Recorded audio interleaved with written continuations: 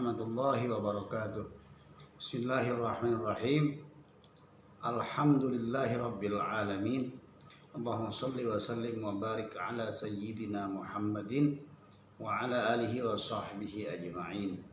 Qala ta'ala fil Qur'anil azim. A'udzu billahi as-sami'il alim minasy syaithanir rajim. Subhanaka la ilma lana illa ma 'allamtana innaka antal alimul hakim.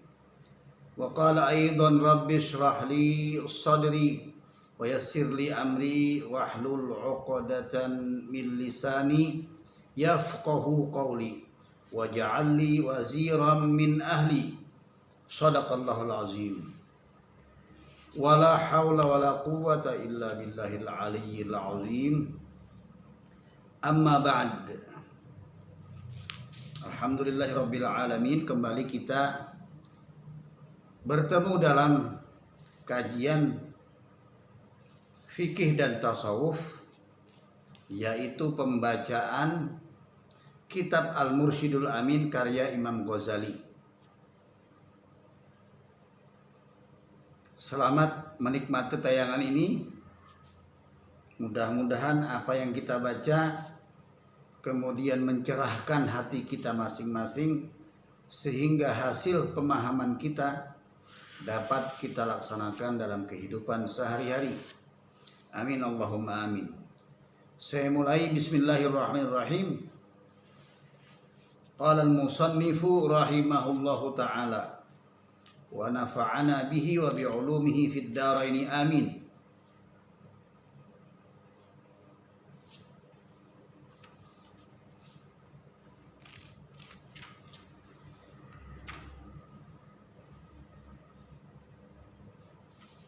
Berkata Al-Imam Abu Hamid Muhammad bin Muhammad Al-Ghazali rahimahullahu ta'ala wa nafa'ana bihi wa bi'ulumihi fid dharaini amin.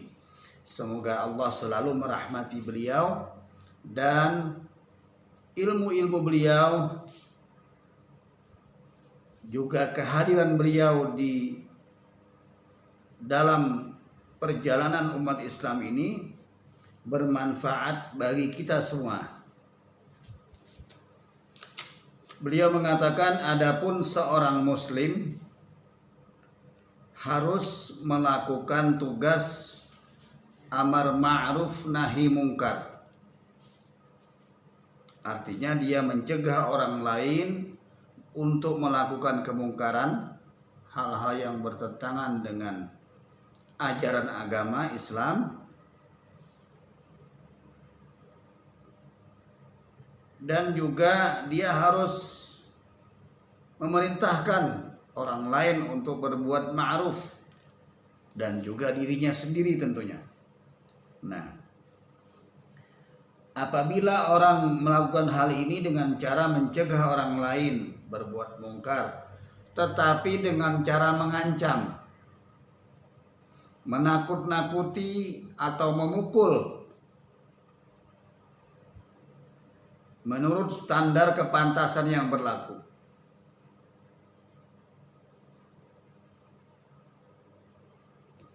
tidak ada diskriminasi antara penguasa, pemimpin maupun orang lainnya,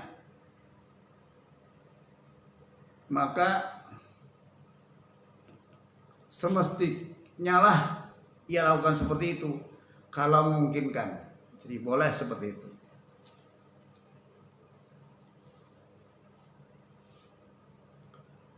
Setiap orang yang melakukan perbuatan yang tidak layak wajib diberi sanksi.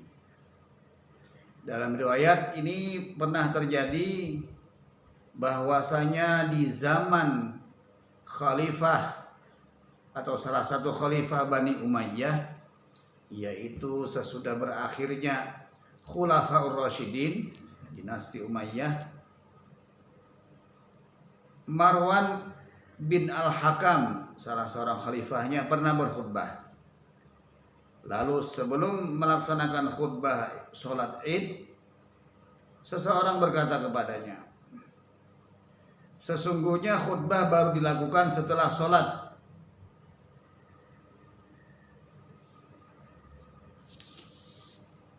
Dia menyatakan seperti itu. Maka kata Marwan, biarkanlah orang itu berkata demikian.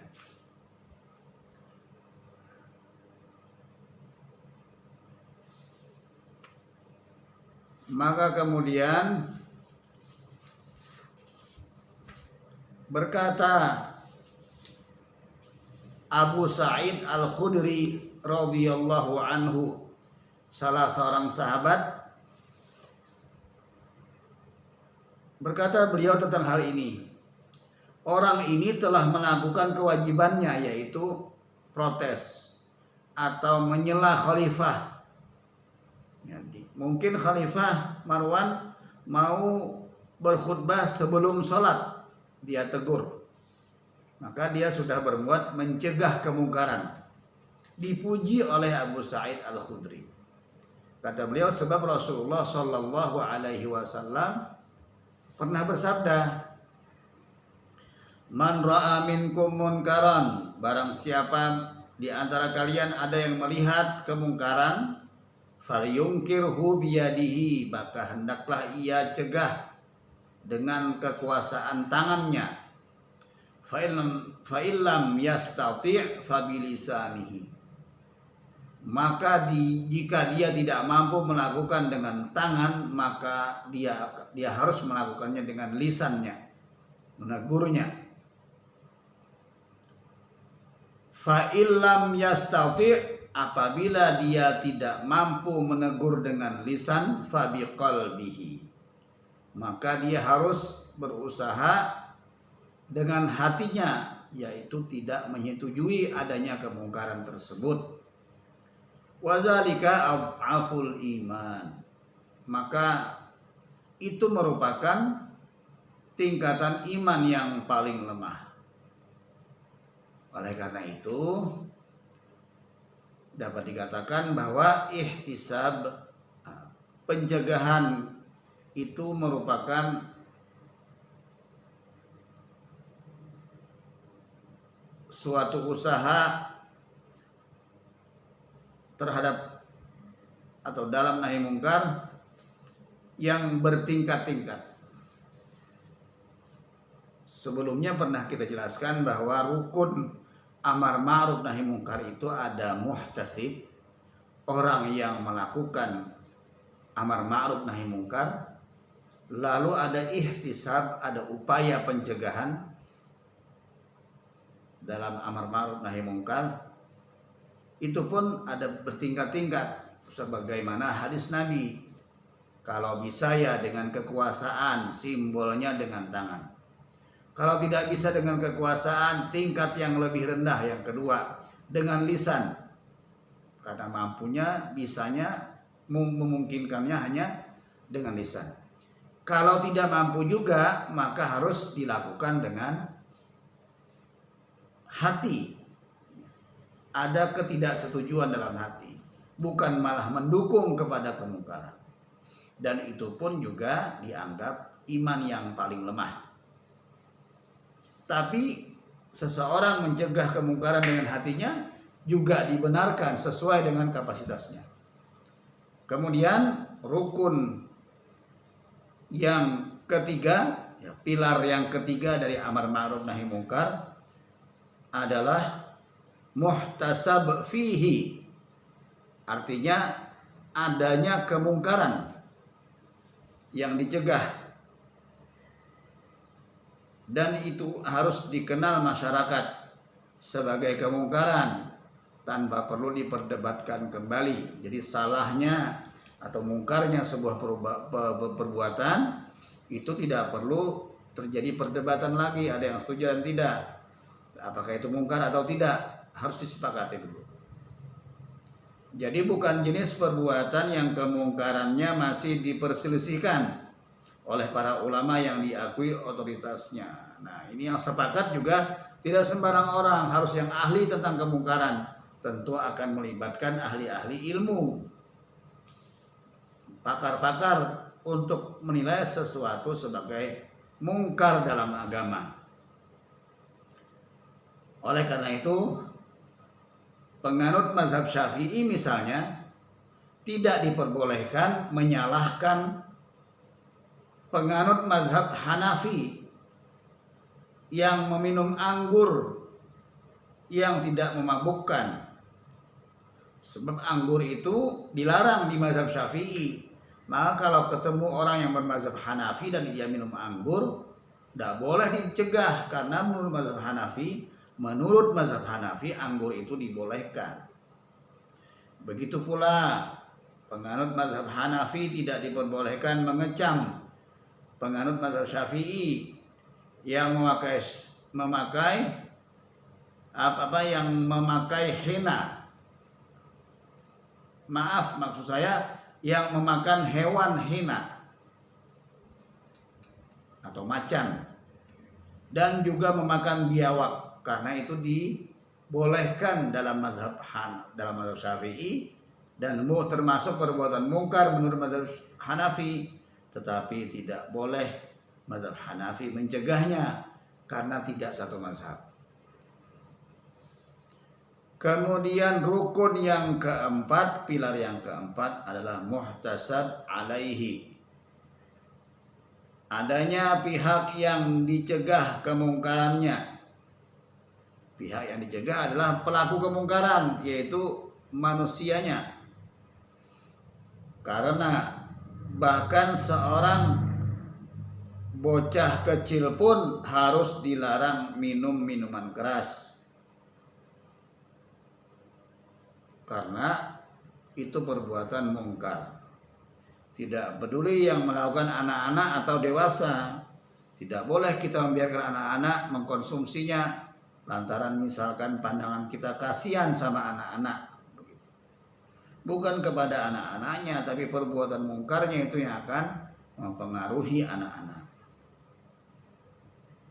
Tetapi memang ada perbuatan yang bukan merupakan kemungkaran jika pelakunya adalah gila atau anak-anak, sehingga mereka berdua tidak dilarang melakukannya.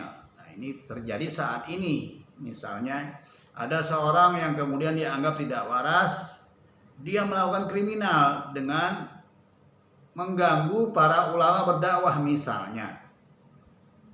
Ini tidak bisa ditangkap, tetapi kemudian sayangnya hal itu direkayasa. Ada perbuatan yang bersifat rekayasa. Ini yang tidak sehat. Kalau real memang orang gila, pelaku kemungkaran itu tidak bisa kita adili. Atau real anak-anak. Masalahnya sekarang ini anak-anak dan orang gila bisa dimanfaatkan oleh orang yang waras. Berarti gilanya tidak sepenuhnya, karena masih bisa membunuh dengan terencana, masih bisa melukai dengan terencana, misalnya seperti itu. Itulah keadaan kita sekarang, semakin rumit saja. Dan itulah 4 pilar dalam amar ma'ruf nahi mungkar yang harus ada.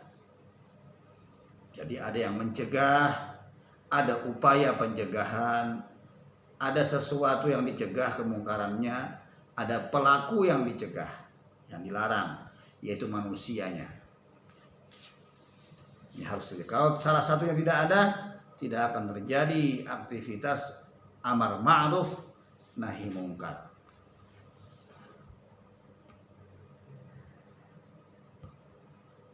Maka ini harus kita perhatikan, penting. Selanjutnya Al-Imam Ghazali menyatakan tentang adab seorang muhtasib, yaitu adab seorang yang mencegah kemungkaran atau menyuruh hal-hal yang ma'ruf. Seorang pelaku amar ma'ruf nahi mungkar haruslah dia seorang yang berilmu. Jadi wajib dia seorang yang mengerti tentang agama. Tidak lantas main larang saja, main suruh saja. Syaratnya alim dulu. Tidak bisa langsung menyuruh atau mencegah. Nanti kalau dia tidak tahu yang dia suruh, tidak mengerti apa yang dia cegah, maka akan menjadi permasalahan tersendiri. Selain berilmu, seseorang itu harus wara. Wara itu pengertiannya berhati-hati terhadap barang yang halal. Jadi hidupnya sangat hati-hati, tidak sembrono. Jadi dia sudah pantas mencegah orang berbuat mungkar karena hidupnya terlalu bersih. Hidupnya sangat bersih. Dia tidak pelaku kemungkaran. Yang halal pun dia berhati-hati. Selain alim, wara, maka dia juga harus berakhlak mulia. Otomatis dia bersikap lembut sehingga tidak berlaku kejam dalam melakukan pencegahan terhadap kemungkaran. Tidak akan kita temukan dari seorang yang pandai, yang wara, yang berakhlak mulia, kata-kata yang kasar dalam melakukan amar ma'ruf nahi mungkar, terutama dalam nahi mungkar. Syarat inilah yang menentukan. Imam Ghazali menjelaskan tentang syarat berilmu. Kata beliau, seorang muhtasib, pelaku pencegah kemungkaran atau pelaku amar ma'ruf nahi mungkar, harus berilmu dalam pengertian mengetahui batas-batas dan aturan dalam melarang kemungkaran. Tidak boleh dia tidak tahu tentang hal ini. Disyaratkan orang itu juga harus wara, sehingga dia tidak gegabah dalam menjatuhkan sanksi. Tidak boleh gegabah, maka akibatnya akan fatal. Sanksi yang ditetapkan juga berdasar aturan Islam, syariat Islam yang mengedepankan keadilan. Kemudian dia juga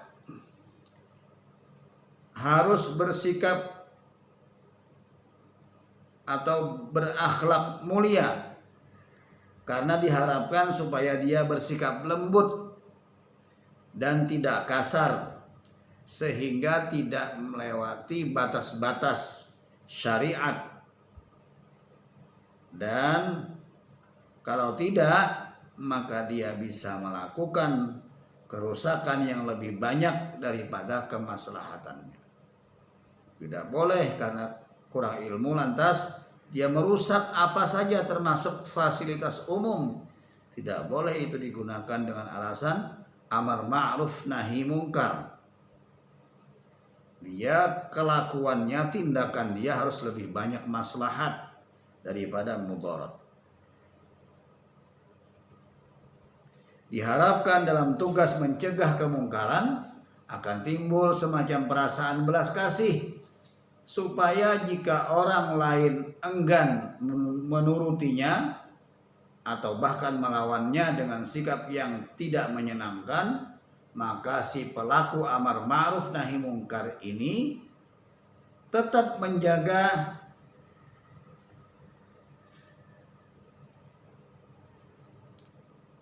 dengan sikap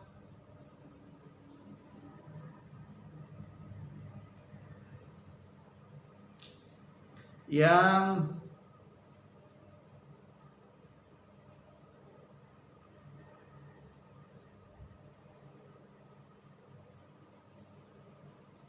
lembut, karena ada belas kasihan pada dirinya. Maka yang penting bagi dia adalah hubungan baik antar sesama makhluk, sesama manusia. Tidak lantas membalasnya untuk berbuat yang sama, lalu terjadilah kerusakan dan terjadilah kemungkaran baru pada saat dia akan melarang kemungkaran itu. Inilah yang sangat disayangkan apabila terjadi.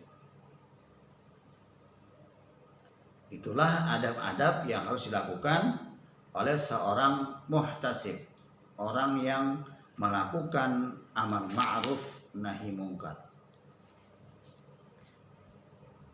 Kemudian Al-Imam Al-Ghazali menyatakan bagaimana tentang kemungkaran yang sudah terlanjur menjadi kebiasaan, maka ketahuilah bahwasanya bentuk-bentuk kemungkaran yang sudah terkenal dan menjadi adat kebiasaan antara lain adalah melenceng dari arah kiblat pada saat melaksanakan sholat. Itu adalah kemungkaran, tapi karena kebiasaan tidak perhatian dengan arah kiblat, maka terus saja terjadi kesalahan tersebut. Demikian juga tidak tumakninah dalam sholat, itu kemungkaran, tapi sering orang melakukannya. Juga dalam ruku dan sujud. Juga tentang banyaknya kesalahan bacaan ketika sholat. Hal-hal seperti ini mesti diperingatkan. Bahkan memperingatkannya termasuk cara terbaik mendekatkan diri kepada Allah. Dan jauh lebih utama ketimbang menyibukkan diri melakukan sholat sunnah. Jadi membenarkan orang lain itu lebih utama. Artinya menghilangkan kesalahan orang lain. Kita harus peduli kepada yang tidak bisa mengaji Al-Quran, diajari. Yang tidak bisa bacaan sholat, diajari supaya bisa. Itu lebih utama daripada sekedar kita memperbanyak sholat sunat, tapi tidak peduli kepada orang lain. Itulah fadilahnya kita peduli dalam hal ini kepada kesalahan-kesalahan orang lain agar ia tidak lagi salah dalam beribadah. Contoh lainnya adalah muazin yang melakukan dan memanjangkan azan hingga melampaui batas yang ditentukan. Misalkan azan terlalu panjang, sedangkan batas azan itu dalam agama adalah sebanyak 7 alif panjangnya, tergantung ritmenya. Artinya 7 alif itu 14 harokat atau 14 ketukan berdasarkan lambat atau cepatnya. Misalnya hayya 'alas shalah,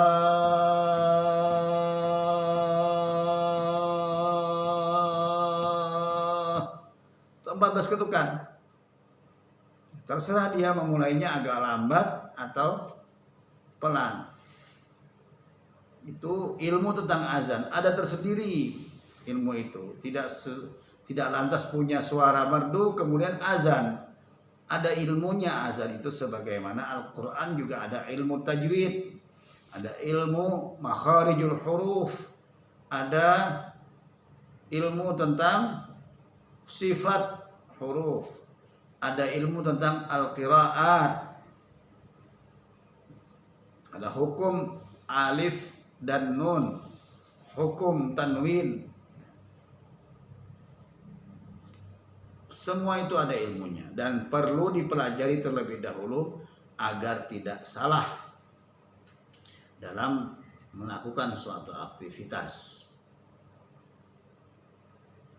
Di antaranya yang termasuk kemungkaran yang sudah masyhur, sudah menjadi kebiasaan adalah mengulang azan berkali-kali dalam satu masjid setelah sholat subuh, karena perbuatan ini tidak ada gunanya, juga mungkar walaupun azan, tapi sehabis subuh diulang beberapa kali tidak boleh. Rupanya ada yang melakukan hal itu. Juga memakai pakaian yang ada tambalan sutranya diharamkan bagi laki-laki itu. Itu juga tidak bisa dibiarkan, harus diperingatkan bahwa itu perbuatan yang diharamkan. Termasuk perbuatan yang mungkar juga adalah perkataan-perkataan orang-orang fasik yang berkelakar tentang urusan bid'ah dan membotaki kepala pada hari Jumat agar laris menjual obat-obatan dan jampi-jampi di masyarakat ya. Ini kerap terjadi. Itu juga perbuatan yang mungkar. Maka kata Al-Imam Al-Ghazali, Keterangan yang telah kami uraikan itu bisa dijadikan landasan untuk menilai kebiasaan mungkar lain yang kurang lebih sama, sehingga tidak perlu kami menghitungnya satu persatu dalam kitab ini, kata beliau. Banyak yang sebenarnya itu perbuatan mungkar tapi sudah terlanjur menjadi kebiasaan.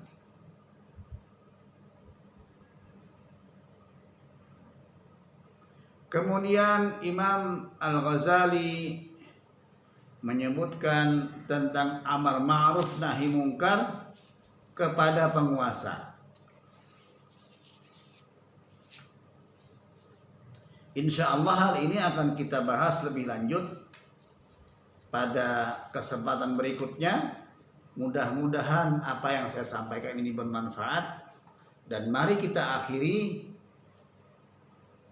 kajian ini dengan berdoa kepada Allah Subhanahu wa taala. Ila hadratin nabiyil mustafa Rasulullah Muhammadin sallallahu alaihi wasallam wa ala alihi wa ashabihi wa azwajihi wa dzurriyyatihi wa ahli baitihi ajma'in, wa ila arwahi masyayikhina wa walidina wa li jami'il muslimin bisirrin nabi wa alihi wa sahbihi wa bisirril fatihah. A'udzu billahi minasyaitonir rajim. Bismillahirrahmanirrahim. Alhamdulillahi rabbil alamin. Arrahmanir rahim. Maliki yaumiddin. Iyyaka na'budu wa iyyaka nasta'in. Ihdinas siratal mustaqim. Siratal ladzina an'amta 'alaihim ghairil maghdubi 'alaihim waladdallin. Amin. Bismillahirrahmanirrahim. Alhamdulillahirabbil alamin. Allahumma shalli wa sallim wa barik ala sayyidina Muhammadin wa ala alihi wa sahbihi ajma'in. Allahumma anfa'na bima 'allamtana wa 'allimna alladhi yanfa'una. Rabbi zidna 'ilma. Walhamdulillahi ala kulli halin wa na'udzu billahi min hali ahli an-nari. Allahumma ya Rabbana taqabbal minna innaka antas sami'ul alim wa tub alaina innaka antat tawwabur rahim wa ighfir lana wa liwalidina wa limasyayikhina wa lijami'il muslimin innaka ala kulli syai'in qadir. Rabbana atina fid dunya hasanah wa fil akhirati hasanah wa qina azaban nar. Wa sallallahu ala sayyidina Muhammadin nabiyil ummi wa ala alihi wa sahbihi wa baraka wa sallam. Alhamdulillahi rabbil alamin. Taqabbalallahu minkum. Astaghfirullahaladzim. Subhanakallahumma bihamdika asyhadu an la ilaha illa anta astaghfiruka wa atubu ilaik. Demikian dari saya. Mudah-mudahan diridhoi Allah Subhanahu wa taala, menjadi ladang dakwah bagi kita semua dengan cara men-share kajian ini kepada sahabat-sahabat, ke grup-grup WhatsApp yang lain misalnya, atau kepada keluarga kita terutama, agar semuanya mendapat pahala dakwah di jalan Allah. Silakan subscribe, like, share, dan jangan lupa dipahami benar untuk diamalkan. Demikian, salam santun untuk semua. Wallahul muwaffiq ila aqwamit thoriq. Wassalamu alaikum warahmatullahi wabarakatuh.